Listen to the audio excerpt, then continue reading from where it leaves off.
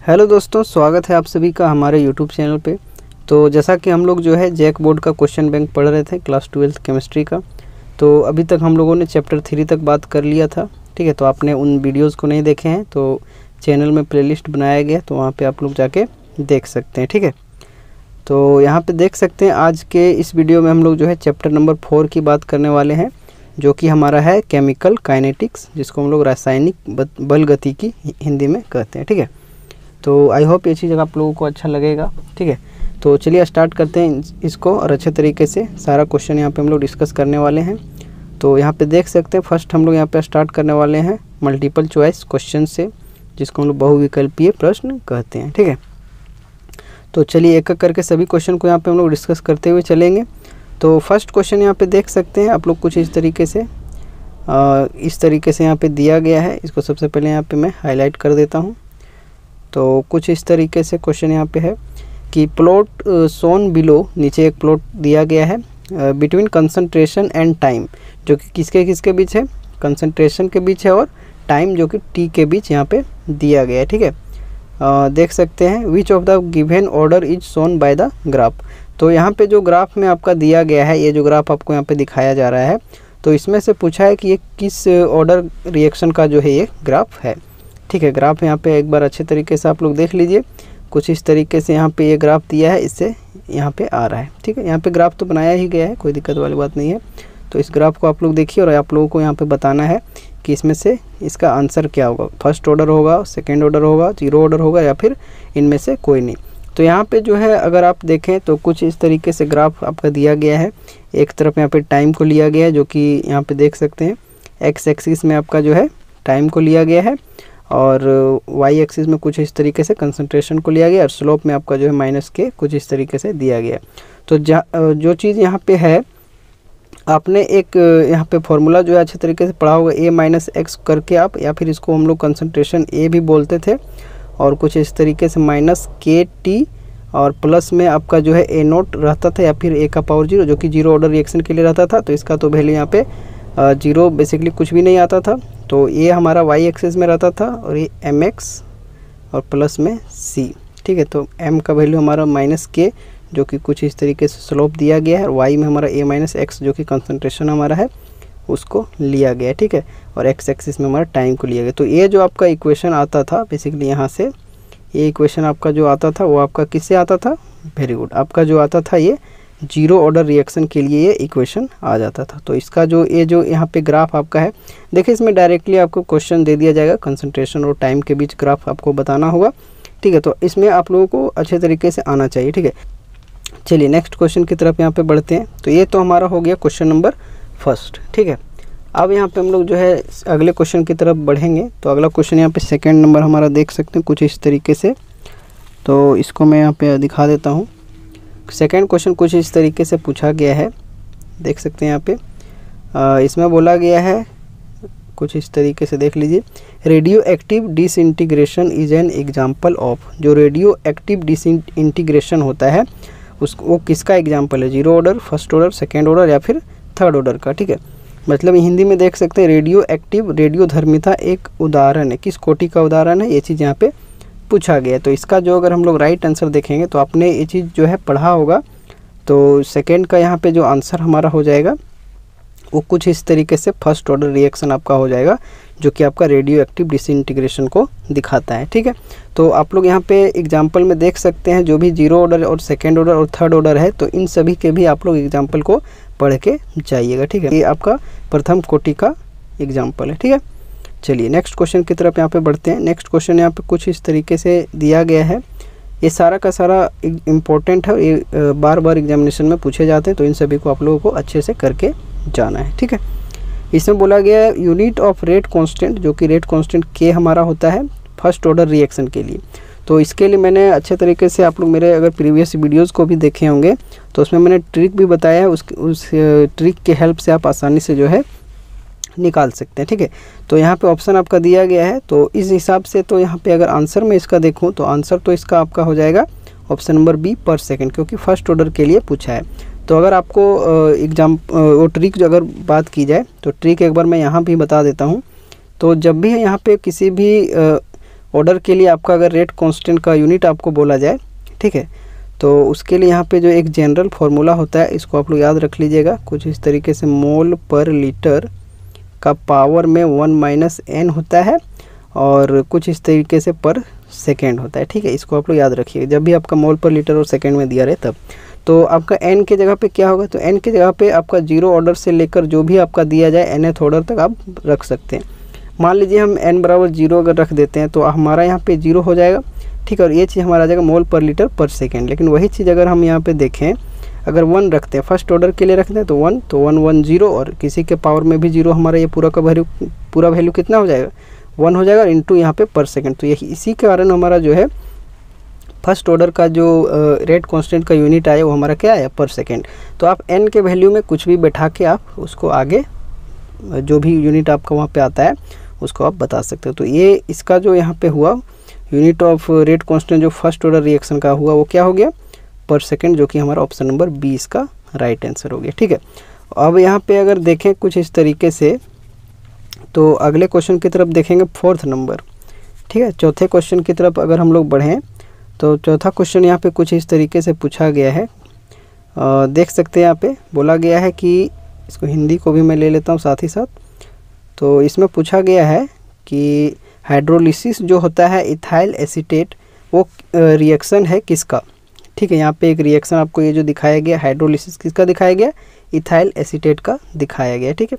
तो इसका बोला गया है कि यह जो रिएक्शन है वो किसका है, 0 ऑर्डर का है, सूडो फर्स्ट ऑर्डर का है, सेकेंड ऑर्डर का है, या फिर थर्ड ऑर्डर का है। वही चीज़ बोला गया इथाइल एसीटेट का जलीय विघटन एक अभिक्रिया है, शून्य कोटि का, छंद प्रथम कोटि जिसको हम लोग बोल सकते हैं एक तरीके से, और यहाँ पे देख सकते हैं द्वितीय कोटि, तृतीय कोटि, इस टाइप से दिया गया है।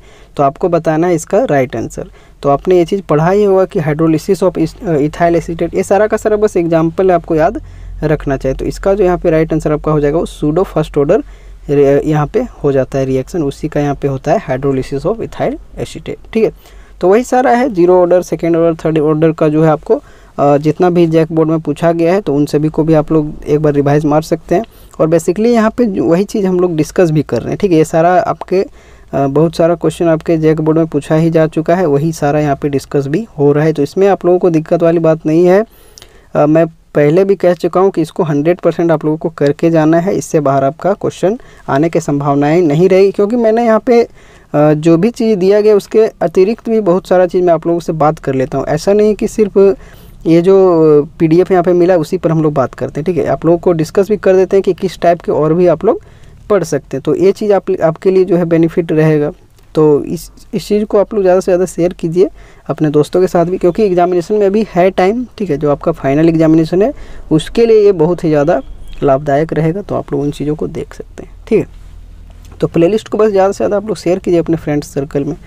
तो सूडो फर्स्ट ऑर्डर रिएक्शन इसका जो है राइट आंसर हो जाएगा। अब अगर हम लोग यहाँ पे बात करें अगले यहाँ पे क्वेश्चन की बात करें, जो कि यहाँ पे 5th नंबर क्वेश्चन है, तो इसको हम लोग देखते हैं, ठीक है। तो यहाँ पे देख सकते हैं 5th नंबर क्वेश्चन की तरफ अगर हम लोग देखें तो इसमें पूछा गया है कुछ इस तरीके से, देख सकते हैं यहाँ पे कि rate of which of the reaction increases with temperature, ठीक है। किसका जो रेट होगा यहाँ पे जो भी रिएक्शन दिए गए हैं वो टेम्परेचर बढ़ाने पे यहाँ पे जो है इंक्रीज होगा। तो ये किसका होगा, तो ये चीज़ आप लोगों को बताना है। तो ऑप्शन आपके दिए गए एक्सोथर्मिक रिएक्शन, एंडोथर्मिक रिएक्शन, और यहाँ पे दिया गया एनी ऑफ द अबव, या फिर यहाँ पे नन ऑफ दिस, ठीक है। हिंदी में मैं बता दे रहा हूँ थोड़ा, किस प्रकार की अभिक्रिया का दर ताप के साथ बढ़ता है, इस टाइप से लिखा जाना चाहिए। ऊष्मक्षेपीय अभिक्रिया, ऊष्मशोषी अभिक्रिया, इनमें से कोई नहीं, या फिर इनमें से हाँ इनमें से कोई भी, या फिर इनमें से कोई भी नहीं, ये चीज़ यहाँ पे पूछा गया।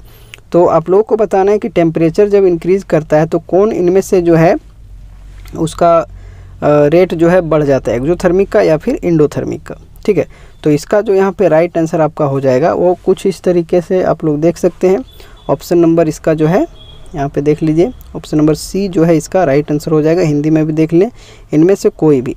तो यहाँ पे जो है जो भी आपका एक्सोथर्मिक या फिर एंडोथर्मिक रिएक्शन की ही बात किया जा रहा है, इनमें से कोई भी में। तो इन दोनों में अगर हम लोग बात करें तो जैसे हम लोग टेम्परेचर इंक्रीज़ करेंगे तो इसका रेट भी उसमें मतलब डिफरेंस देखने को मिलेगा, वही चीज़ यहाँ पे बोला गया है।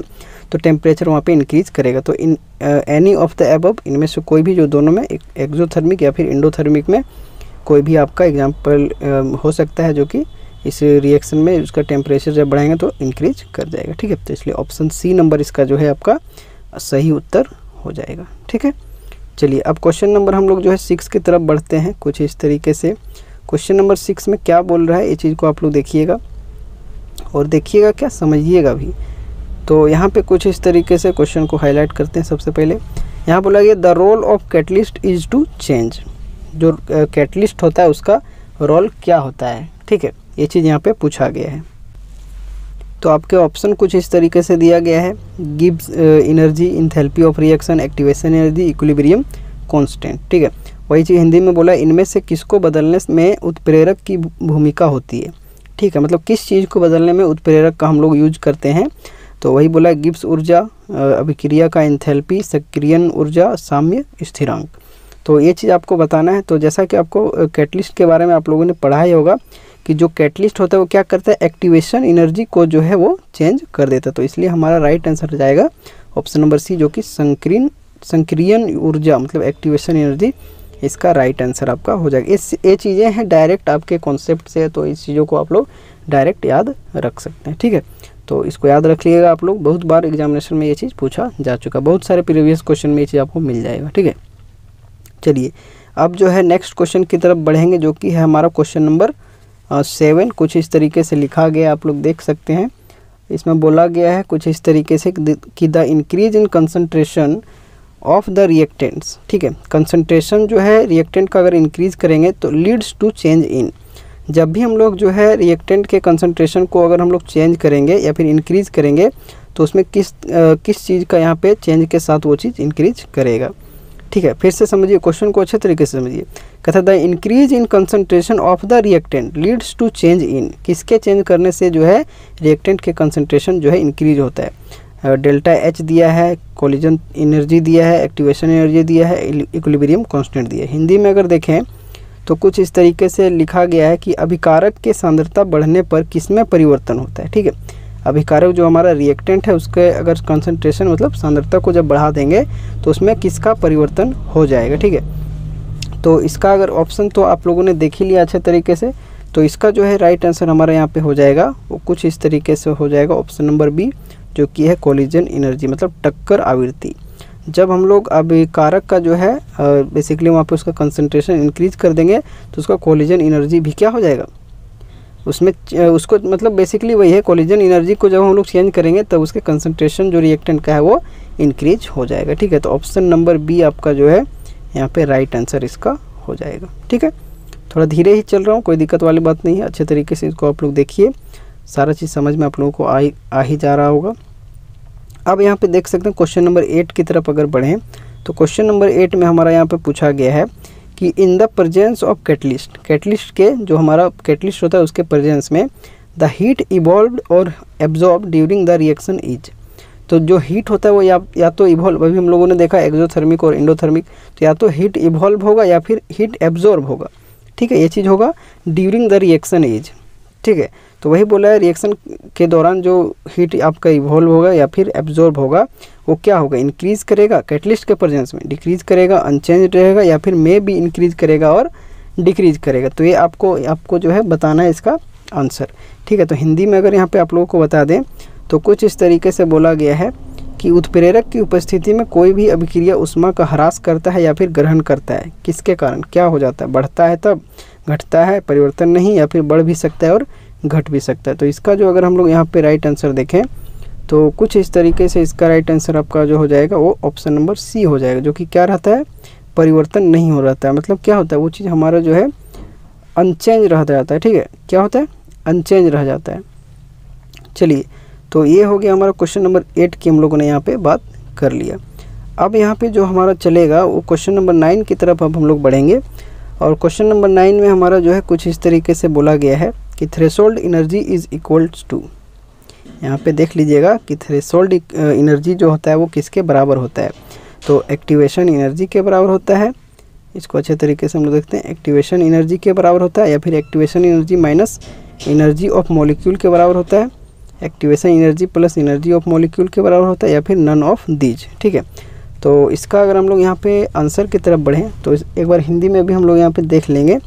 तो कुछ इस तरीके से हिंदी में देख लीजिए आप लोग, थ्रेशोल्ड ऊर्जा जिसको हम लोग बोलते हैं, ठीक है, थ्रेशोल्ड ऊर्जा के बराबर होता है संक्रियन ऊर्जा या माइनस कर दिया अणुओं का ऊर्जा, संक्रियन ऊर्जा प्लस अणुओं का ऊर्जा, इनमें से कोई नहीं। तो इसका अगर राइट आंसर की तरफ हम लोग देखें तो देखिए ये सारा यहाँ पे आपका डेफिनेशन से ही रिलेट करता है। आपने अगर चैप्टर को अच्छे तरीके से पढ़ा है तो ये सारा क्वेश्चन आप लोगों के लिए बहुत ही इजीली तरीके से बन जाएगा। ठीक है, तो 9th नंबर का अगर देखें तो आंसर आपका हो जाएगा ऑप्शन नंबर सी, जो कि होता है संक्रियन ऊर्जा प्लस अणुओं का ऊर्जा, या फिर बोलेंगे activation energy plus energy of molecule, मतलब थ्रेशोल्ड एनर्जी जो हमारा हो गया वो इसके बराबर होता है। तो इसलिए हमारा राइट आंसर क्या हो जाएगा, ऑप्शन सी हो जाएगा। ठीक है, ये चीज़ ऐसे तरीके से आप लोगों को समझ में आ गया होगा। अब लास्ट क्वेश्चन, क्योंकि यहाँ पे देख रहे हैं लगभग जो भी है 10-10 यहाँ पे ऑब्जेक्टिव देखने को मिल रहा है। आगे हो सकता है ऑब्जेक्टिव का संख्या बढ़ भी सकता है, लेकिन इसमें भी आपका जो है 10 ऑब्जेक्टिव दिया गया, आप लोग देख सकते हैं कुछ इस तरीके से।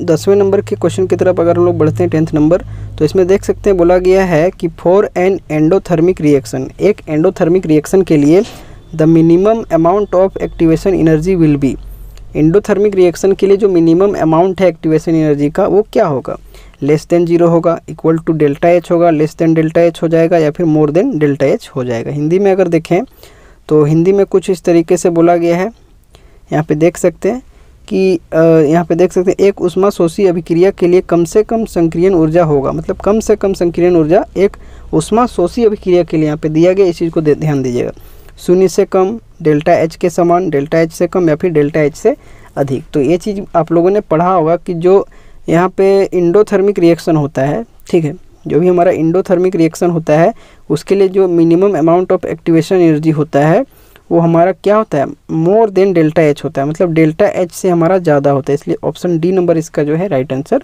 हो जाएगा। ये चीज़ें बस आप लोगों ने पढ़ा है, बस वही चीज़ यहाँ पे जो दिया गया है उसको हम लोग डिस्कस किए। तो 10वें नंबर जो क्वेश्चन यहाँ पे है उसका यहाँ पे आंसर हमारा क्या हो जाएगा, ऑप्शन नंबर डी हो जाएगा, डेल्टा एच से अधिक, जो हिंदी वाला यहाँ पे देख सकते हैं। ठीक है, तो ये चीज़ आपका रहा ऑब्जेक्टिव। तो आंसर भी यहाँ पे बेसिकली दिया गया है, ऐसा बात नहीं है। आप लोग पीडीएफ जब डाउनलोड किए, जैसा कि मैंने बताया भी था पिछले वीडियोस में भी, तो आप आसानी से जो है अगर कभी आंसर भूल भी जाए तो इसको आसानी से आप यहाँ पे समझिएगा। पहले आसानी जैसा कि मैंने बोला भी है कि पहले खुद से करना है, उसके बाद आप लोगों को आगे देखना है। ठीक है, तो ये कुछ इस तरीके से हमारा ऑब्जेक्टिव ख़त्म हो गया। अब हमारा जो है नेक्स्ट पार्ट यहाँ पे चालू होगा, वो कुछ इस तरीके से very short answer type questions. ठीक है, अति लघु उत्तरीय प्रश्न, इन सभी को देखेंगे, जो कि शॉर्ट, बहुत सारा जो वर्ड में भी हम लोग यहाँ पे लिख सकते हैं, थोड़ा बहुत, ज़्यादा वर्ड में भी नहीं लिखना है, वेरी शॉर्ट में लिखना है। ठीक है, 1 वर्ड में भी लिख सकते हैं। तो यहाँ पे देख लीजिए क्वेश्चन के साथ आंसर भी दिया ही गया है, हर पार्ट में हम लोग देखे ही थे। यहाँ पे कुछ इस तरीके से क्वेश्चन आपका दिया गया, इस चीज़ को यहाँ पे देख लीजिए, कुछ इस तरीके से आपका है।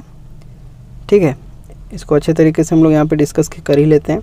लिखा गया calculate the half life of a first order reaction whose rate constant, जो कि के का वैल्यू दिया है 200 पर सेकेंड। ठीक है, उसका हाफ लाइफ मतलब टी हाफ आप लोगों को निकालने बोले, ये चीज़ आपका दिया गया, ये चीज़ हम लोगों को निकालना है। ठीक है, रेट कांस्टेंट यहाँ पे 200 पर सेकेंड दे दिया और फर्स्ट ऑर्डर के लिए है, उसके लिए हाफ लाइफ हम लोगों को निकालना है। मतलब वही बोला है, प्रथम कोटि अभिक्रिया का अर्ध आयु ज्ञात करें, हाफ लाइफ, इसका वेग स्थिरांक कितना दिया गया। तो जैसा कि यहाँ पे देख लीजिए आंसर भी आपका किया ही गया है, इसको मैं एलोबरेट कर देता हूँ। तो यहाँ पे half life period of a first order reaction के लिए अगर आप पढ़े होंगे इसका फॉर्मूला, तो इसका फॉर्मूला आपका हो जाता है टी हाफ इक्वल टू हो जाता है आपका 0.693 अपॉन में के। सिंपल सा फॉर्मूला है, फर्स्ट ऑर्डर रिएक्शन के लिए याद रखना है। तो यहाँ पे फर्स्ट ऑर्डर का लगाएंगे तो टी हाफ बराबर इतना, और के का वैल्यू इन्होंने यहाँ पे पहले दे दिया, और जैसा कि ये जैक बोर्ड का क्वेश्चन भी यहाँ पे प्रीवियस का है, तो 0.693 ऊपर है ही फॉर्मूला से, और नीचे हमारा क्या हो जाएगा, पर सेकेंड हमारा दिया गया है रेट कांस्टेंट के का वैल्यू, तो 200 पर सेकेंड। तो इसका जब ओवरऑल हम लोग यहाँ पे कैलकुलेट करेंगे तो 0.346 इंटू 10⁻⁻12 पर सेकेंड आ जाएगा। वही चीज़ है, प्रथम कोटि अभिक्रिया का अर्ध आयु, यहाँ पे अर्थ नहीं होगा बल्कि अर्ध होगा। ठीक है, तो अर्ध आयु जो होता है प्रथम कोटि अभिक्रिया के लिए, वो कुछ इस तरीके से ये फॉर्मूला हुआ। यहाँ पे के का वैल्यू ऊपर दिया गया है, तो उस हिसाब से यहाँ पे बैठा देना है बस। ठीक है, यहाँ पे जो आपका लिखा गया है देख सकते हैं यहाँ पे हिंदी में वेग स्थिरांक 200, मतलब वेग स्थिरांक को हम लोग के से डिनोट करते हैं। ये चीज़ आपने पढ़ा होगा, ठीक है। तो ये आपका हो गया क्वेश्चन नंबर 11। बस ये फॉर्मूला आप लोगों को याद रखना, जब भी अगर देखिए इस टाइप का क्वेश्चन अगर दे दे कि कैलकुलेट करना है हाफ लाइफ, और ये ध्यान रखिए फर्स्ट ऑर्डर रिएक्शन, तुरंत से ये फॉर्मूला आप लोगों को याद रख लेना है, ठीक है। तो T half equal to 0.693 upon में के हो जाएगा। तो सभी का फॉर्मूला लिस्ट भी आप लोगों को पता होना चाहिए, है ना। तो उसको आप लोग फॉर्मूला लिस्ट भी बना सकते हैं, ऐसा बात नहीं है। अच्छे तरीके से अगर आप बना लीजिएगा तो अच्छे से आपको याद रहेगा कहाँ पे कौन सा फॉर्मूला लगाना है ना। चलिए क्वेश्चन नंबर अब 12 की तरफ बढ़ते हैं। क्वेश्चन नंबर 12 कुछ इस तरीके से पूछा गया है, देख सकते हैं यहाँ पे पूछा गया कि फॉर अ रिएक्शन, सेक्शन नहीं है रिएक्शन है, ए प्लस बी। देखिए कुछ कुछ मिसप्रिंटिंग इसीलिए यहाँ पे आप लोगों को अगर मैं डिस्कस कर दे रहा हूँ तो यही सारा चीज़ है। बाकी ये चीज़ तो आप खुद भी पढ़ सकते हो, ऐसा कुछ बात नहीं है कि ऐसा आप नहीं पढ़ सकते हो, ठीक है। लेकिन कहीं कहीं हो जाता है जैसे कि यहाँ पे क्या रहेगा, कुछ गलतियाँ हो जाती है, तो उसको सुधारने के लिए यहाँ पे हम लोग डिस्कस कर देते हैं ताकि आप आसानी से उन चीज़ों को समझ सकें। तो वही बोला फॉर अ सेक्शन, यहाँ पे नहीं है रिएक्शन है, ठीक है, रिएक्शन आर हो जाएगा वहाँ पे, ठीक है। ए प्लस बी से यहाँ पे प्रोडक्ट जा रहा है। The rate law is given, rate law यहाँ पे दिया गया है। What is the order of reaction, बहुत सिंपल सा क्वेश्चन है। रेट लो आपका यहाँ पे दे दिया, अगर अच्छे तरीके से हम लोग इसको डिस्कस करें तो थोड़ा मैं यहाँ पे स्पेस बना लेता हूँ। तो रेट लो जो होता है, रेट बराबर कुछ इस तरीके से होता है आपका कांस्टेंट के, और जो भी आपका कंसंट्रेशन इसमें ए का पावर 1/2 दिया है और बी का पावर 2 दिया। तो जो भी यहाँ पे पावर में रहता है उन सभी को हम लोग जब ऐड कर देते हैं तो वहाँ से हमारा ऑर्डर निकल जाता है। तो 1/2 और प्लस में क्या करना होगा हम लोगों को 2 करना होगा। तो 1/2 और प्लस में अगर 2 करते हैं तो नीचे 1 मान लें, 2 हो जाएगा एलसीएम, 1 हो जाएगा और प्लस में यहाँ पे कुछ इस तरीके से 4 हो जाएगा, ठीक है, 4 हो जाएगा। तो यहाँ पे जो आपका आंसर है वो 5/2 आ जाएगा, ठीक है। तो कुछ इस तरीके से यहाँ पे देख लीजिए, वही हिंदी में भी लिखा गया है अच्छे तरीके से। यहाँ पे किसी अभिक्रिया के लिए जो ए प्लस बी है उत्पाद दे रहा है, वेग नियम दिया गया है जो कि आपका रेट लो दिया गया है, के वेग इक्वल टू मतलब रेट इक्वल टू दिया गया है। रेट को हम लोग आर से भी लिखते हैं, जो ये आर लिखे हैं इसके लिए हम लोग रेट का भी यूज कर सकते हैं, मतलब ये रेट जो है उसके लिए आर का, ये सारा चीज़ आपने पढ़ा है, यूज हम लोग कर लेते हैं। आर इक्वल टू यहाँ पे हमारा दिया गया है जो कि वेग है, के इंटू ए का कंसंट्रेशन का पावर 1/2 और बी का कंसंट्रेशन का पावर 2। तो जब भी ऑर्डर ऑफ रिएक्शन होता है तो जो भी कंसंट्रेशन यहाँ पे टर्म होता है उसको हम लोग क्या करते हैं, जोड़ देते हैं। तो वही चीज़ यहाँ पे डायरेक्ट इन्होंने लिख दिया, ऑर्डर ऑफ रिएक्शन अभिक्रिया की कोटि, तो 1/2 प्लस 2 किया गया, जो ऊपर हम लोगों ने ऐड किया, तो 5/2 इसका आंसर आ गया, ठीक है। कुछ इस तरीके से। अब क्वेश्चन नंबर 13 की तरफ यहाँ पे बढ़ते हैं। तो क्वेश्चन नंबर 13 में कुछ इस तरीके से पूछा गया है क्वेश्चन, देख सकते हैं डिफाइन रेट ऑफ रिएक्शन। तो ये सारा जो है क्वेश्चन बार बार पूछा जाता है, इसको आप लोग ध्यान दीजिए। कहता है डिफाइन रेट ऑफ रिएक्शन, अभिक्रिया की वेग को परिभाषित कीजिए। अब यहाँ पे देख लीजिए, कहता था change in concentration of any one of the reactant और प्रोडक्ट, ठीक है। या तो रिएक्टेंट की बात की जाए या फिर प्रोडक्ट की बात की जाए, उसके कंसंट्रेशन में अगर चेंज आता है पर यूनिट टाइम के साथ अगर उसके कंसंट्रेशन में चेंज आता है, किसके, कोई भी रिएक्टेंट हो या फिर प्रोडक्ट हो, तो उसी को हम लोग रेट ऑफ रिएक्शन कहते हैं, ठीक है। अच्छे तरीके से समझिए कि हिंदी में भी दिया गया, तो इसको आप लोग यहाँ भी देख सकते हैं। अभिकारक या उत्पाद में किसी एक के का प्रति इकाई समय में सांद्रता में परिवर्तन, जो कंसंट्रेशन में चेंज हो रहा है पर यूनिट में, को अभिक्रिया का वेग कहते हैं, ठीक है। पर जो यहाँ पे यूनिट टाइम है उसमें अगर किसी भी तरीके का कंसंट्रेशन में चेंज होता है, किसका रिएक्टेंट का हो या फिर प्रोडक्ट का हो, तो उसी को हम लोग रेट ऑफ रिएक्शन जो है कह देते हैं, ठीक है। तो ये आपका हो गया कुछ इस तरीके से क्वेश्चन नंबर 13, ठीक है। आई होप ये चीज़ आपको समझ में आ ही गया होगा, यहाँ पे दिया ही गया है। अब यहाँ पे कुछ इस तरीके से देख सकते हैं क्वेश्चन नंबर 14 की अगर हम लोग यहाँ पे बात करें तो क्वेश्चन नंबर 14 में कुछ इस तरीके से पूछा गया है। यहाँ पे देख सकते हैं right the rate equation for the reaction. Rate equation आप लोगों को लिखना है। यहाँ पे एक रिएक्शन दिया गया है 2a + b, इससे जा रहा है c में। If the rate of reaction is 0, अगर रेट ऑफ रिएक्शन 0 है तो इसके लिए जो यहाँ पे आपका दिया गया है, इसके लिए आप लोगों को क्या लिखना है, रेट इक्वेशन लिखना है, ठीक है। तो रेट इक्वेशन हम लोग कैसे लिखते हैं, वेग समीकरण लिखना है जो भी अभिक्रिया दिया गया है। तो रेट हमारा क्या होता है कि जो भी यहाँ पे हम लोग ऐसा पढ़ते हैं कि मान लीजिए कुछ इस तरीके से एक जनरल रिएक्शन है AA + BB और कुछ इस तरीके से मान लो C बड़ा वाला बन रहा है। तो इसका यहाँ पे अगर वेग समीकरण जो रेट लो है, तो रेट लो के लिए हम लोग क्या यूज करते हैं, रेट बराबर लिखते हैं, के यहाँ पे देते हैं, उसका जो भी यहाँ पे कंसंट्रेशन है तो A के पावर में यहाँ पे ये जो है कुछ इस तरीके से P लगा देते हैं पहले P, और कुछ इस तरीके से B का पावर यहाँ पे हो जाएगा Q। मतलब जो भी रिएक्टेंट के साइड यहाँ पे कुछ इस तरीके से होता है तो उसका कंसंट्रेशन और पावर में कुछ भी अलग भी आ सकता है, या फिर ये जो A दिया गया है और B दिया गया है ये भी आ सकता है। लेकिन ये चीज़ क्या होता है हम लोग एक्सपेरिमेंटली निकालते हैं, इसलिए हम लोगों को कोई ज़रूरी नहीं कि ये आगे कोफिशिएंट इसका लगा हुआ है, मतलब ये जो 2 यहाँ पे लगा हुआ वो उसके पावर में हो, ऐसा ज़रूरी नहीं है। इसके लिए जो भी हमारा रेट हो जाएगा वो हम लोग किस हिसाब से लाएंगे, एक्सपेरिमेंटल वैल्यू से लेंगे। तो इसी हिसाब से अगर इसका निकाला जाएगा तो यहाँ पे देख लीजिए इसका आंसर कुछ इस तरीके से है। कंसंट्रेशन जो है A का पावर 0 और B का पावर 0 हो जाएगा, और ओवरऑल अगर निकालेंगे A अगर 0 होता है A 0 तो सारा मिला के हमारा 1 × 1 और अब इंटू K, तो इसलिए इसका जो यहाँ पे आंसर क्या होगा K आएगा, क्योंकि एक्सपेरिमेंटली ये चीज़ हम लोगों को डिटरमाइन होता है। तो एक्सपेरिमेंटली जब इस टाइप के रिएक्शन के लिए निकाला गया तो बहुत सारे लोग पूछेंगे कि ये किस तरीके से हम लोग यहाँ पे डिफाइन करते, तो ये एक्सपेरिमेंटल चीज़ है, इसमें आप कोई भी दिमाग नहीं लगा सकते हैं। ये चीज़ आप जब चैप्टर्स पढ़ोगे वहाँ पे आपको कॉन्सेप्ट बताया जाएगा, उस हिसाब से आप इसको निकाल सकते हो। तो इसी हिसाब से इसका जो है आता है रेट लॉ एक्सप्रेशन। तो यहाँ पे ये तो हमारा 1 ही हो जाएगा, तो जिसके कारण K यहाँ पे आ जाएगा। ठीक है, तो ये क्वेश्चन नंबर 14 हो गया। अब क्वेश्चन नंबर यहाँ पे 15 की तरफ बढ़ते हैं। 15 क्वेश्चन नंबर में क्या बोला गया है, यहाँ पे पूछा गया है कुछ इस तरीके से, क्वेश्चन नंबर 15 कि name the factor which affect the rate of reaction. कौन कौन से फैक्टर्स होते हैं जो रेट ऑफ रिएक्शन को प्रभावित करते हैं या फिर अफेक्ट करते हैं, वही चीज़ें कौन सा कारक अभिक्रिया के वेग को प्रभावित करते हैं। तो सभी के बारे में एक्सप्लेन तो यहाँ पे लिखा नहीं गया, बस पूछा गया कि कौन कौन सा होता है, उसका नाम आप लोगों को बता देना। तो बहुत सारा होता है, उनमें से यहाँ पे कुछ दिया गया, कंसंट्रेशन होता है, टेम्परेचर होता है, कैटलिस्ट होता है, लाइट होता है, सरफेस एरिया रिएक्टेंट का होता है, ठीक है, कि कितना सरफेस एरिया उसको मिल रहा है रिएक्शन को आगे प्रोसीड करने में, या फिर कंसंट्रेशन कितना हम लोग ले रहे हैं, या फिर टेम्परेचर उसका क्या यूज कर रहे हैं। ये सारा का सारा जो हम लोग जो है रेट ऑफ रिएक्शन के फैक्टर्स होते हैं जो उसको अफेक्ट कर सकते हैं। मतलब कंसंट्रेशन को कम ज़्यादा करें तो रिएक्शन भी हमारा कम ज़्यादा होगा, टेम्परेचर हो सकता है ज़्यादा बढ़ा दें तो जल्दी रिएक्शन हो जाए। इसी टाइप से यहाँ पे कैटलिस्ट भी करें तो उसका रेट हो सकता है बढ़ा दे। तो ये सारा फैक्टर्स यहाँ पे है जो कि रेट ऑफ रिएक्शन को अफेक्ट कर देता है। तो कुछ ही है यहाँ पे आप लोग याद रख सकते हैं, सांद्रता, ताप, उत्प्रेरक, प्रकाश एवं अभिकारक का सतह का क्षेत्रफल या फिर सतह क्षेत्रफल बोल सकते हैं। तो ये सारा कारक यहाँ पे है जो अभिक्रिया के वेग को क्या करता है, प्रभावित कर देता है। तो ये सारा है, देख सकते हैं 1 2 3 4 5 ही है। तो आप लोग पॉइंट वाइज भी यहाँ पे बना के लिख सकते थे, ठीक है। बाकी यहाँ पे इन्होंने तो लिख ही दिया है, ठीक है। फर्स्ट यहाँ पे दे सकते थे कंसंट्रेशन, बाकी एक ही लाइन में भी आप कोमा देखे तो यहाँ लिखा ही गया है। शॉर्ट क्वेश्चन है, वेरी शॉर्ट है, शॉर्ट तो बेसिकली शॉर्ट ही है, लेकिन ये हमारा वेरी शॉर्ट आंसर टाइप है, ठीक है। तो जिसके कारण यहाँ पे कुछ इस तरीके से इसका आंसर हो गया।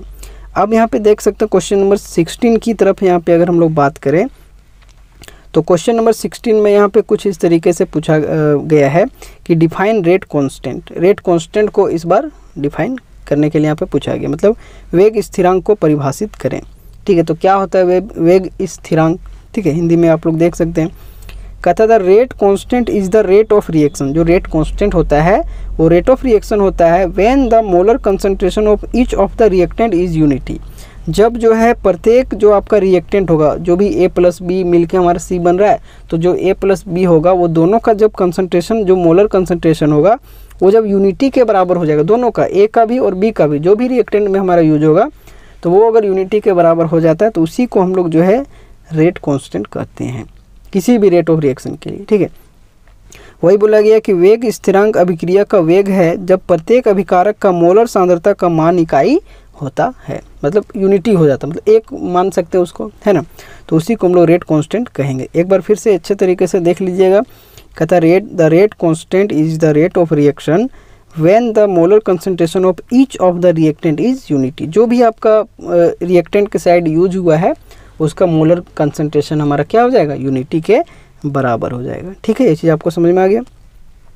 क्वेश्चन नंबर 17 की तरफ देखें तो क्वेश्चन नंबर 17 अभी मैंने ऊपर ट्रिक भी बताया था इस पर, ठीक है, और जीरो ऑर्डर का मैंने दिखाया भी था कि किस तरीके से उसका यूनिट जो है रेट कांस्टेंट का निकालते हैं। तो वही चीज़ पूछ दिया है कि what is the unit of rate constant for a zero order reaction. Zero order reaction के लिए जो यूनिट क्या होगा रेट कांस्टेंट का, ये चीज़ पूछा गया है। शून्य कोटि अभिक्रिया के लिए वेग स्थिरांक का मान क्या है? तो हम लोगों ने अभी ऊपर निकाला ही था, मोल पर लीटर पर सेकेंड। जो मोल पर लीटर का पावर 1 - n था और पर सेकेंड था, तो n की जगह हम लोग क्या लिखेंगे? जैसा कि यहाँ पे 0 है तो n इक्वल टू यहाँ पे क्या हो जाएगा हमारा? 0 हो जाएगा। तो इस तरीके से हमारा निकल जाएगा। तो देखिए इस टाइप के भी शॉर्ट में भी क्वेश्चन दे दिया जाता है लिखने के लिए, ठीक है। अब यहाँ पे देख लीजिए कुछ इस तरीके से अगला क्वेश्चन यहाँ पे पूछा गया है, तो इसको हम लोग देखेंगे, फिर अगले सेक्शन की तरफ बढ़ेंगे। तो क्वेश्चन नंबर 18 की तरफ यहाँ पे हम लोग बढ़ रहे हैं। तो क्वेश्चन नंबर 18 में बोला गया है कि डिफाइन एलिमेंट्री रिएक्शन, प्राथमिक अभिक्रिया को परिभाषित कीजिए। एलिमेंट्री रिएक्शन जैसा कि आपको पता है एक ही स्टेप में आपका हो जाएगा। वही लिखा गया है कि the reaction which take place in a single step, मैंने बता भी दिया, इज कॉल्ड एलिमेंट्री रिएक्शन। जो एक ही स्टेप में हो जाए रिएक्शन उसी को हम लोग क्या बोलेंगे? एलिमेंट्री रिएक्शन बोलेंगे। वही लैंग्वेज में लिखा गया है, the reaction which takes place मतलब हाँ जो एक ही स्टेप में आपका संपन्न होगा। यहाँ पे लिख भी दिया गया संपन्न, देख लीजिए, ऐसा अभिक्रिया जो एक ही स्टेप में संपन्न होता हो उसी को हम लोग क्या कहते हैं? प्राथमिक अभिक्रिया। और इंग्लिश में लिखेंगे the reaction which take place in a single step is called an elementary reaction. जैसा कि एग्जांपल यहाँ पे देख लीजिए, एक एग्जांपल आपका दिया गया है, N2 गैस यहाँ पे है, O2 गैस, दोनों जब मिलता है तो 2NO यहाँ पे गैस बना रहा है। तो ये कुछ इस तरीके से एलिमेंट्री रिएक्शन यही होता है। और एक और होता है, आप लोगों ने पढ़ा भी होगा, क्या होता है? वेरी गुड, आपका होता है कॉम्प्लेक्स रिएक्शन। तो उसमें क्या होता है कि एक से ज़्यादा स्टेप आपका ले लेता है, ठीक है। ये चीज़ आप लोग याद रखिएगा, अगर एक से ज़्यादा स्टेप लेता है, मोर देन वन स्टेप, तो आपका क्या हो जाएगा? Complex reaction. और आपका एलिमेंट्री रिएक्शन क्या हो जाएगा? एक ही स्टेप में होता है वो चीज़, ठीक है। चलिए अब अगले सेक्शन की तरफ यहाँ पे हम लोग बढ़ते हैं। अगला सेक्शन हमारा कुछ इस तरीके से है कि शॉर्ट, देख लीजिए यहाँ पे थोड़ा उल्टा लिख दिया है, यहाँ पे देख सकते हैं शॉर्ट आंसर टाइप यहाँ पे क्वेश्चन होगा, ठीक है। लघु उत्तरीय प्रश्न, वेरी शॉर्ट आंसर तो हम लोगों ने देख ही लिया। तो ये सिंपल सा आपका शॉर्ट आंसर टाइप क्वेश्चन है, लघु उत्तरीय प्रश्न। तो क्वेश्चन नंबर अब हम लोग चलेंगे 19 की तरफ। तो क्वेश्चन नंबर 19 यहीं पे दिया गया, इसको हम लोग देखते हैं। कुछ इस तरीके से क्वेश्चन आपका सबसे पहले देख लेते हैं हम लोग।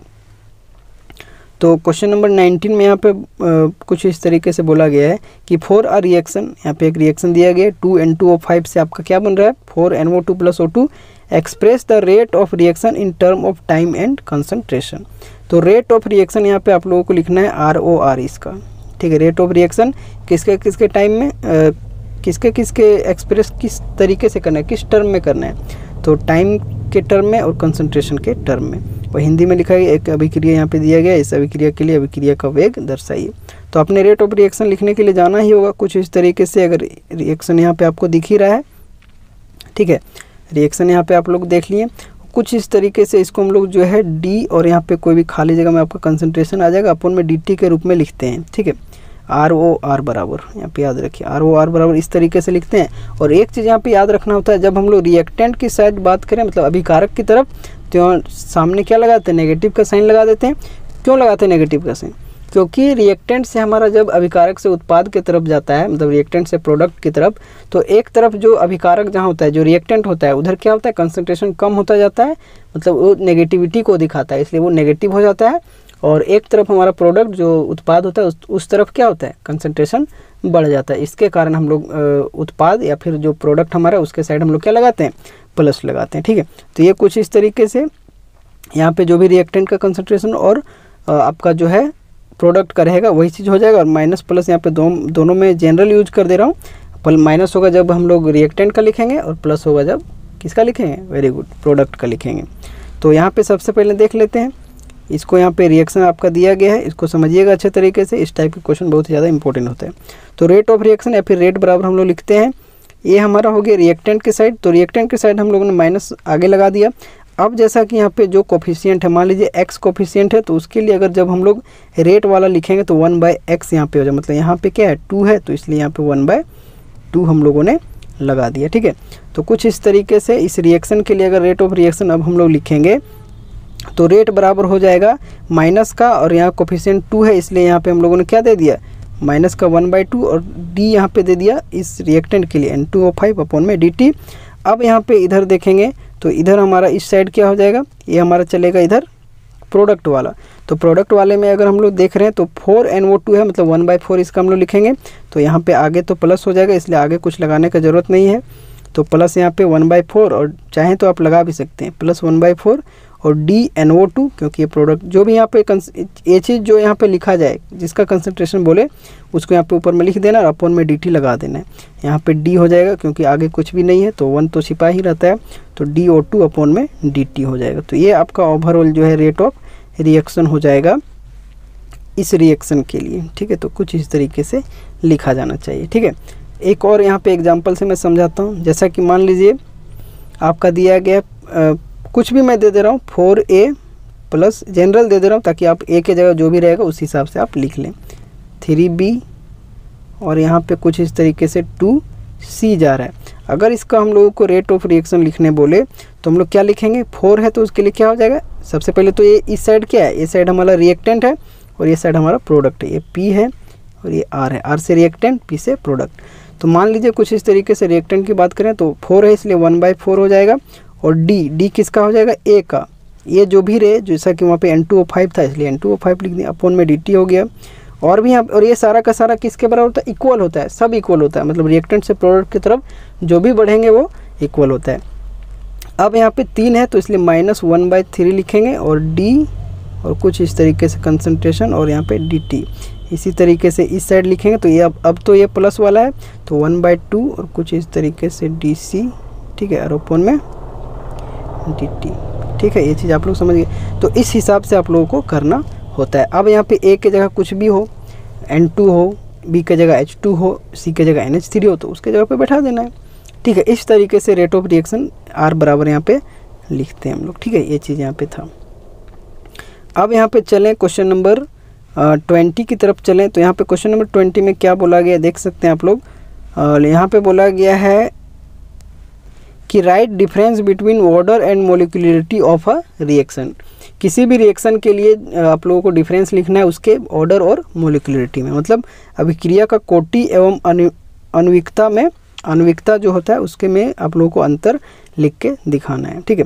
तो सबसे पहले ऑर्डर ऑफ रिएक्शन की यहाँ पे बात की गई है, ऑर्डर ऑफ रिएक्शन को लिखेंगे, फिर यहाँ पे उसका मोलिकुलरिटी ऑफ लिख देंगे, या फिर आप चाहें तो एक तरफ कुछ इस तरीके से जो है बना के एक तरफ आप इधर लिख सकते हैं ऑर्डर और एक तरफ इधर आप लिख सकते हैं मोलिकुलरिटी, ठीक है। जो भी आपका स्पेलिंग होता है यहाँ पे देख लीजिए मोलिकुलरिटी का, ठीक है।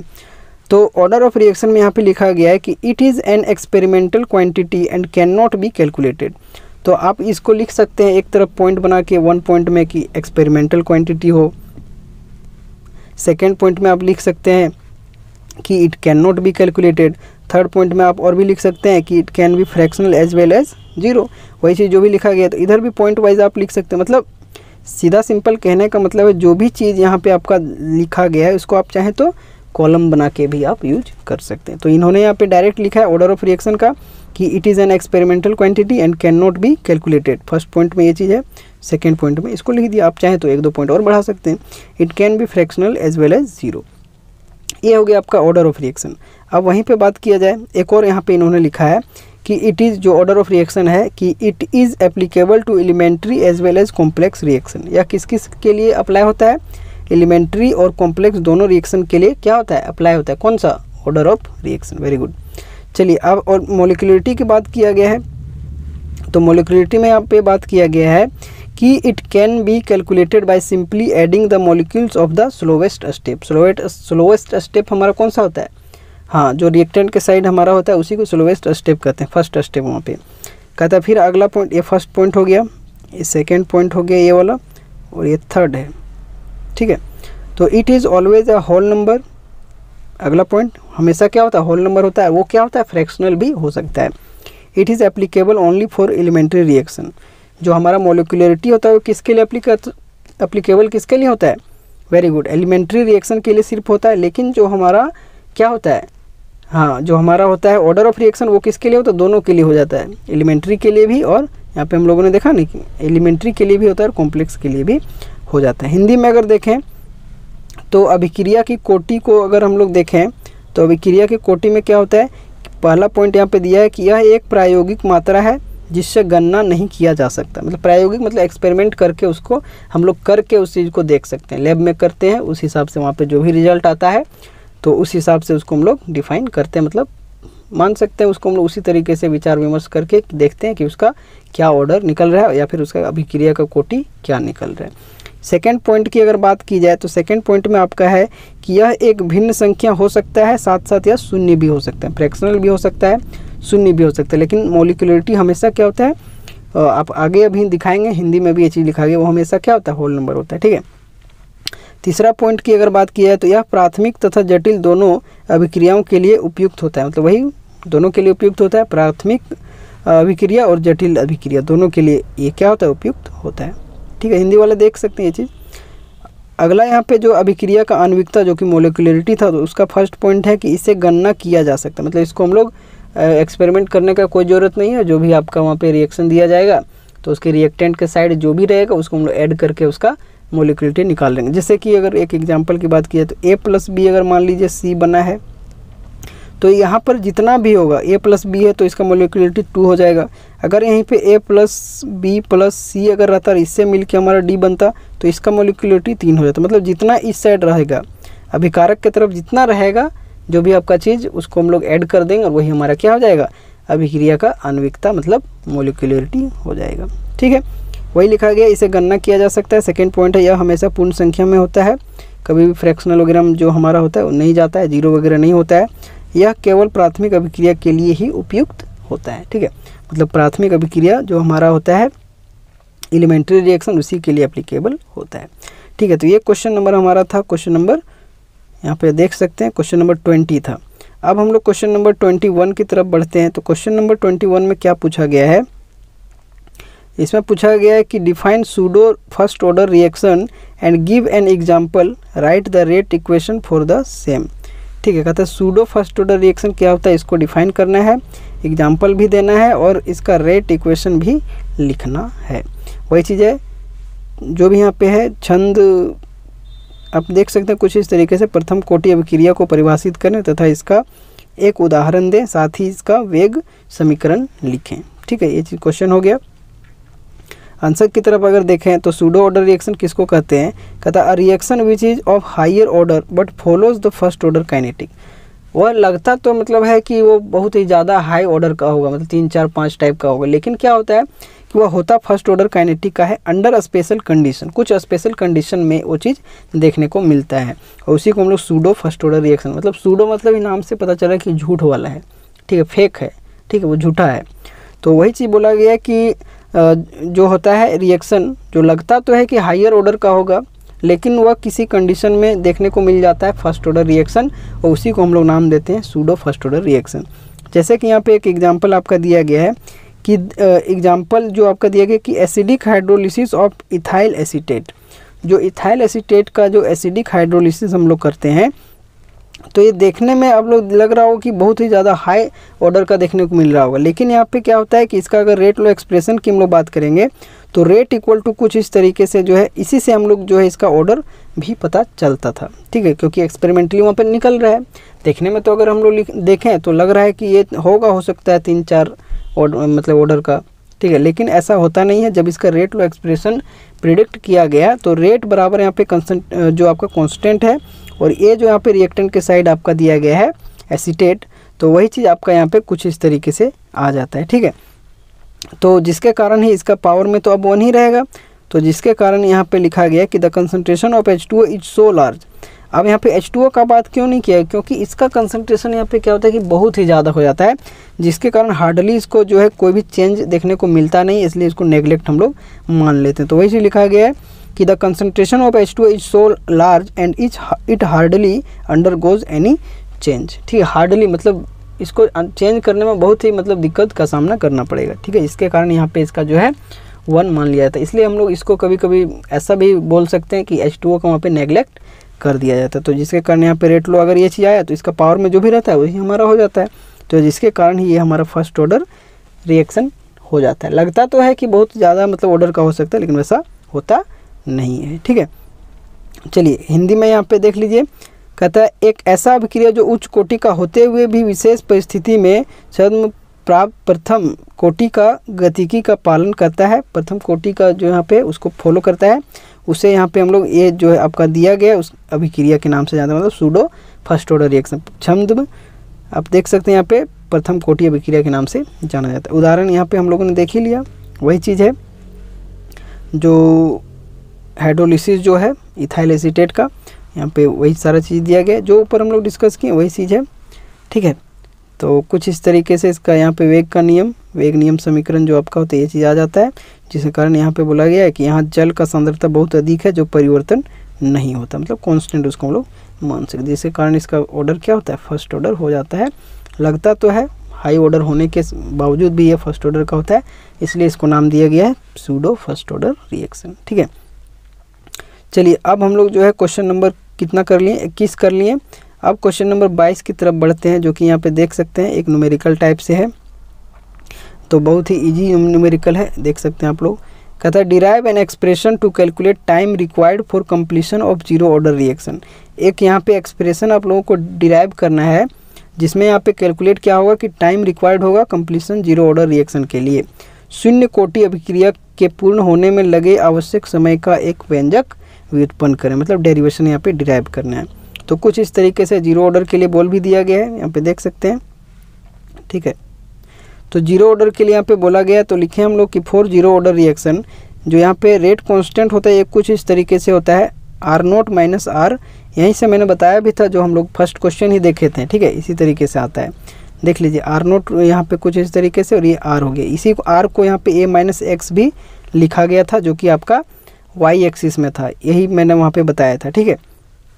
KT यहाँ पे हुआ, ये आपका आ गया था, और कुछ इस तरीके से अगर R0 जो है ये जो R हमारा है उसको हम लोगों ने लिया था पॉजिटिव में लिया था, और ये R0 जो है हमारा A minus x y axis में चला गया था, यहीं से आपका आया था, यही सब फॉर्मूला से आपका आया था, ठीक है। तो वही बोला है कि फॉर जीरो ऑर्डर रिएक्शन जो रेट कांस्टेंट है कुछ इस तरीके से आपका होता है। यहाँ से अगर टाइम बेसिकली यहाँ पे देखें तो चीज़ तो यही है, ये चीज़ तो ये फॉर्मूला है, इसी को यहाँ पे हम लोग रीअरेंज किए हैं और यहाँ पे कुछ इस तरीके से इसमें यहाँ पे लिख दिए हैं, ठीक है। तो वही बोला गया है फॉर कंप्लीशन ऑफ रिएक्शन, अगर R का वैल्यू जो हमारा ये R जो है R इक्वल टू 0 अगर होगा, जब कंप्लीट हो जाएगा तो उसके लिए R इक्वल टू 0 लेंगे। तो अब अगर T का वैल्यू हम लोग देखें तो R0 तो हमारा चेंज नहीं हुआ, R का वैल्यू हम लोग 0 ले लिए, तो R0 माइनस 0 और अपॉन में क्या हो जाएगा, या फिर T इक्वल टू क्या हो जाएगा, कुछ इस तरीके से R0 अपॉन में क्या हो जाएगा। तो यही आपका जो है शून्य कोटि अभिक्रिया के लिए जो जीरो ऑर्डर रिएक्शन के लिए आपका किसके बीच बोला था, टाइम रिक्वायर्ड जो होता है कंप्लीशन जीरो ऑर्डर रिएक्शन के लिए, उसी के लिए यहाँ पे एक्सप्रेशन था, जो कि यहाँ पे कुछ इतने स्टेप में होगा। सबसे पहले फॉर जीरो ऑर्डर रिएक्शन लिखना है, K इक्वल टू इतना लिखना है, इसके बाद इसको रीअरेंज किए। अगर कंप्लीशन रिएक्शन के लिए बात किया जाए तो ये आपका जो R का वैल्यू 0 ले लिया जाएगा, उसके बाद जो भी यहाँ पे टर्म आएगा तो T equal to R0 upon K हो जाएगा, ठीक है। यही यहाँ पे आपका क्या हो जाएगा, इसका डेरिवेशन कुछ इस तरीके से यहाँ पे ये जो आपका यही इसका आंसर होगा, ठीक है। वही चीज़ हिंदी में भी लिख दिया गया है सारा चीज़, देख सकते हैं। शून्य कोटि अभिक्रिया के लिए K इक्वल टू ये चीज़ आ जाएगा, T इक्वल टू हम लोगों ने निकाल लिया, क्योंकि ये T यहाँ पे जाएगा तो K यहाँ पे चला जाएगा। अभिक्रिया पूर्ण है इसलिए R का वैल्यू हमारा क्या हो जाएगा, 0 हो जाएगा, ठीक है। देखिए 0 क्यों, क्योंकि फाइनल कंसंट्रेशन यहाँ पे हम लोग, ये जो होता है हमारा इनिशियल कंसंट्रेशन होता है R0, ठीक है, जो शुरुआती का जो कंसंट्रेशन होता है और ये जो लास्ट में चेंज हो जाता है, कंप्लीट हो गया रिएक्शन, तो जिसके कारण यहाँ पे हमको अभिक्रिया पूर्ण बोला गया है, कंप्लीटेड बोला गया है, तो R बराबर तो इसी का वैल्यू लेंगे। अपूर्ण के लिए ये चीज़ हो गया, पूर्ण के लिए ये हो गया, ठीक है। तो जिसके कारण इसके लिए 0 लिए तो R बराबर 0, यहाँ पे वैल्यू पुट किए, कुछ इस तरीके से T का वैल्यू कुछ आ गया। बस यही करना है, ज़्यादा कुछ इसमें दिक्कत वाली बात नहीं है, ये सारा प्रैक्टिस से आपका होगा, इसको तो याद ही रखना पड़ेगा, ठीक है। अगला क्वेश्चन यहाँ पे देख लीजिए कुछ इस तरीके से। अगला क्वेश्चन की तरफ अगर बढ़ें तो अगला क्वेश्चन पूछा गया है कि distinguish between rate of reaction and rate constant. वही चीज़ फिर से आ गया, पीछे हम लोग rate constant rate of reaction भी हम लोगों ने देखा है, तो उसी का यहाँ पे जो है क्या बोला है, अंतर बोला है, अभिक्रिया का वेग एवं वेग स्थिरांक में अंतर स्पष्ट करना है। वही चीज़ फिर से लिख देंगे, जो हमारा रेट ऑफ रिएक्शन होता है क्या होता है, ये चीज़ यहाँ पे लिखा गया कि rate of reaction is the change in concentration of a reactant और प्रोडक्ट इन यूनिट टाइम। पीछे हम लोग पढ़ चुके हैं। It depends upon the molar concentration of the reaction. ये मोलर कंसंट्रेशन जो है उस पर डिपेंड करता है किसी भी रिएक्शन के लिए। यूनिट की बात किए थे तो इसका मोल पर लीटर और टाइम ये जनरल आपका है, क्योंकि रेट ऑफ रिएक्शन दिया, कोई भी फर्स्ट सेकेंड दिया नहीं है। तो ट्रिक को आप याद रखिएगा, तब यहाँ पे जो भी ऑर्डर के लिए बोले, अगर 0 के लिए बोले तो आप लोग निकालिएगा उस ट्रिक से, फर्स्ट के लिए बोले, सेकंड के लिए बोले, थर्ड के लिए बोले, nth जहाँ भी जाएगा ठीक है, उस तरीके से आपको निकालना है। लेकिन यहाँ पे क्या है, एक सामान्य आपको रिएक्शन दिया गया है, जनरल रिएक्शन दिया गया है, तो उसके लिए यूनिट जो है आपका होता है मोल पर लीटर पर सेकेंड, जो कि ये रेट ऑफ रिएक्शन के लिए होता है। ठीक है, अब यहाँ पे रेट कांस्टेंट की बात की जाए, क्योंकि यहाँ पे हम लोग डिफरेंस देख रहे हैं, तो दोनों को क्या एक बार लिख देना है, रेट ऑफ रिएक्शन का लिख दिया जैसा कि यहाँ पे लिखा गया, फिर रेट कांस्टेंट के लिए लिखना है। ठीक है, सभी का नोट्स आप लोग तैयार कीजिएगा, तभी आप लोगों को फ़ायदा होने वाला है, क्योंकि बहुत सारा चीज़ यहाँ पे गलत भी मिसप्रिंट हो जाता है, उसको आप लोग सही कर लीजिएगा। ठीक है, चलिए यहाँ पे जो है कुछ इस तरीके से रेट कांस्टेंट की अब हम लोग बात करेंगे। कहता है it is the rate of reaction when molar concentration of each of reactant is unity. यह जो होता है रेट ऑफ रिएक्शन होता है जब मोलर कंसंट्रेशन प्रत्येक जो भी रिएक्टेंट के साइड दिया गया, मैंने डिस्कस भी किया था पीछे, वो क्या हो जाएगा 1 के बराबर हो जाएगा, मतलब उसका वैल्यू 1 ले लेंगे, यूनिटी ले लेंगे, तो उसी को रेट कांस्टेंट हम लोग कहते हैं। ये चीज़ समझ में आ रहा है। कहता है it doesn't depends upon the concentration of the reactant. यह जो है किसी भी रिएक्टेंट के कंसंट्रेशन पे डिपेंड नहीं करता है। It unit is depend upon the order of reaction. इसका जो यूनिट होता है वो ऑर्डर ऑफ रिएक्शन पे डिपेंड करता है। ठीक है, कुछ इस तरीके से यहाँ पे दिया गया, ये मोलर कंसंट्रेशन पर करता है, ये इसका ऑर्डर ऑफ रिएक्शन पे डिपेंड करता है। ठीक है, किस टाइप का ऑर्डर ऑफ रिएक्शन उस हिसाब से उसका कांस्टेंट आएगा। ठीक है, ये चीज़ यहाँ पे देख लीजिए। एक चीज़ मैंने यहाँ पे गलती की है कि यहाँ पे ये रेट ऑफ रिएक्शन का जनरल आपका यूनिट है। ठीक है, इसको याद रखिएगा। और वो जो मैंने बोल रहा था फर्स्ट ऑर्डर सेकेंड ऑर्डर, इसके लिए आता है। ठीक है, रेट कांस्टेंट के लिए, ये चीज़ आप लोग यहाँ पे ध्यान रखिएगा। तो ऐसे छोटे छोटे मिस्टेक्स होते हैं, तो उसको आप लोग भी कोशिश कीजिएगा अच्छे तरीके से समझने का। ठीक है, शुरू में ही आप लोग समझ लीजिएगा तो वो सारा चीज़ यहाँ पे आपका आ जाएगा। ठीक है, चलिए अभिक्रिया का वेग यहाँ पे देख सकते हैं। कहते हैं यह अभिकारक या उत्पाद के इकाई समय में सांद्रता में परिवर्तन है, ऐसे लिखा गया, आप लोग समझ सकते हैं। जो ऊपर डिस्कस किए उसी का हिंदी है, और जो हिंदी वाले हैं लिख सकते हैं अभिक्रिया का वेग कुछ इस तरीके से, यह अभिकारक के मोलर सांद्रता पर निर्भर करता है, इसका मात्रक कुछ इस तरीके से ये होता है। ठीक है, वहीं पे और देखें वेग स्थिरांक की बात की जाए तो यह एक अभिक्रिया का वेग है जब अभिकारकों का सांद्रता का मान कितना होता है, इकाई हो जाता है, मतलब 1 हो जाता है। कहता है यह अभिकारक के सांद्रता पर निर्भर नहीं करता है, इसका मात्रक अभिक्रिया के कोटि पर निर्भर करता है, मतलब कौन से कोटि का है, प्रथम है कि द्वितीय है। ठीक है, जो मैंने वहाँ पे ट्रिक बताया था वो चीज़ इसके लिए एप्लीकेबल हो। ठीक है, इसके लिए एप्लीकेबल होगा। वेग स्थिरांक मतलब रेट कांस्टेंट के लिए आप लोगों को जब पूछा जाए तभी आप लोगों को वो चीज़ ट्रिक लगाना है, रेट ऑफ रिएक्शन के लिए नहीं लगाना। वो तो रेट ऑफ रिएक्शन जनरल आपका होता है मोल पर लीटर टाइम इनवर्स। ठीक है, ये चीज़ हो गया। अब यहाँ पे चलेंगे कुछ इस तरीके से, क्वेश्चन नंबर 23 हो गया। अब क्वेश्चन नंबर 24 की तरफ यहाँ पे हम लोग बढ़ते हैं। ठीक है, क्वेश्चन नंबर 24 में क्या पूछा गया ये चीज़ आप लोग यहाँ पे देख लीजिए। कुछ इस तरीके से ये चीज़ यहाँ पे है कि इन अ रिएक्शन 2A से प्रोडक्ट जा रहा है, the concentration of A decreases. ये जो कंसंट्रेशन A का है वो डिक्रीज करता है किससे, 0.5 मोल पर लीटर से डिक्रीज करता है कितना, 0.4 मोल पर लीटर, कितना में, 10 मिनट में। टाइम इसका दिया गया। ठीक है, calculate the rate of reaction during this interval. तो यहाँ से यहाँ जो चेंज हुआ उसके चेंज होने के दौरान जो इंटरवल यहाँ पे है उसमें आपको कैलकुलेट करना है रेट ऑफ रिएक्शन। वही चीज़ लिखा गया, हिंदी में तो मैं समझा ही दे रहा हूँ, यहाँ लिखा भी गया है। एक अभिक्रिया में 2A से यहाँ पे उत्पाद जा रहा है, A का सांद्रता 10 मिनट में इतना चेंज होता है, 0.5 मोल पर लीटर से कितना जाता है, 0.4 मोल पर लीटर हो जाता है। इस समय अंतराल में अभिक्रिया का वेग ज्ञात करें। तो इस टाइम इंटरवल में आपको अभिक्रिया का वेग जो रेट ऑफ रिएक्शन है वो चीज़ निकालना है। तो यहाँ पे देख सकते हैं, सबसे पहले अगर बात किया जाए तो गिवन जो चीज़ दिया गया डेल्टा टी का मान दिया गया, 10 मिनट दिया गया। अब हम लोग जानते हैं कि rate of reaction equal to होता है rate of disappearance of A, मतलब ए का मान जो मैंने वहाँ पे बताया था कि ए का मान घटता है तो उसी को इंग्लिश में बोलते हैं रेट ऑफ डिसअपियरेंस ऑफ ए। तो जब घटता है तो उसके लिए हम लोग क्या लिखते हैं, माइनस यूज करते हैं। तो माइनस अगर इसके लिए लिखें तो 2A के लिए मैंने क्या बताया था, तो -1/2 हो जाएगा। और कभी कभी देखिए डेल्टा भी यूज करते हैं और डी भी यूज करते हैं। ये स्मॉल चेंज के लिए है, ये इंटरवल के लिए, मतलब इतना से इतना अगर आपको रेंज दे दिया जाए तो उसके लिए डेल्टा का यूज करेंगे, और एक स्पेसिफिक आपको दे दिया जाए कि इस छोटे अंतराल में आपको निकालना तो उसके लिए डी का यूज करते हैं। ये सारा चीज़ आपको पता होगा। तो अब यहाँ पे अगर ये चीज़ लगाएं, ये चीज़ कहाँ से आया, तो ये आपका 2A से आया। ठीक है, क्योंकि यहाँ पे इन्होंने बोल ही दिया गया था कि अभिक्रिया का वेग निकालना है, तो इसका रेट ऑफ रिएक्शन निकाल रहे हैं। तो डेल्टा ए, अब डेल्टा टी का मान हमको दिया गया, डेल्टा ए भी हमको दिया गया। कहाँ दिया डेल्टा ए, तो डेल्टा ए यहाँ पे दिया गया है, जो यहाँ पे A2 - A1 है। ठीक है, डेल्टा ए बराबर हमारा क्या हो जाएगा, इसको मैं कैपिटल से कर देता हूँ। जो डेल्टा ए है तो वो हमारा हो जाएगा A2 - A1, जो हमारे यहाँ पे 0.5 था उसको यहाँ पे A1 यहाँ पे रखेंगे, और 0.4 हमारा जो चेंज हो रहा है उससे यहाँ पे घटाएंगे। तो वही चीज़ यहाँ पे है, ये चीज़ तो हम लोगों ने 2a से लिख दिया इससे। अब यहाँ पे डेल्टा ए का वैल्यू जो हमारा यहाँ से यहाँ घट रहा है इसको हम लोग माइनस करेंगे, और डेल्टा टी अपॉन में होता है तो अपॉन में 10 हो जाएगा। जब इसका ओवरऑल हम लोग कैलकुलेट करेंगे तो आंसर यहाँ पे कितना आ जाएगा 0.005, इसका हमारा हो जाएगा मोल पर लीटर पर मिनट। ठीक है, क्योंकि यहाँ पे किस चीज़ में दिया है, मिनट में दिया है, जो भी टाइम जिस चीज़ में दिया रहे उसी में हम लोग उसको निकालेंगे। ठीक है, तो ये हो गया।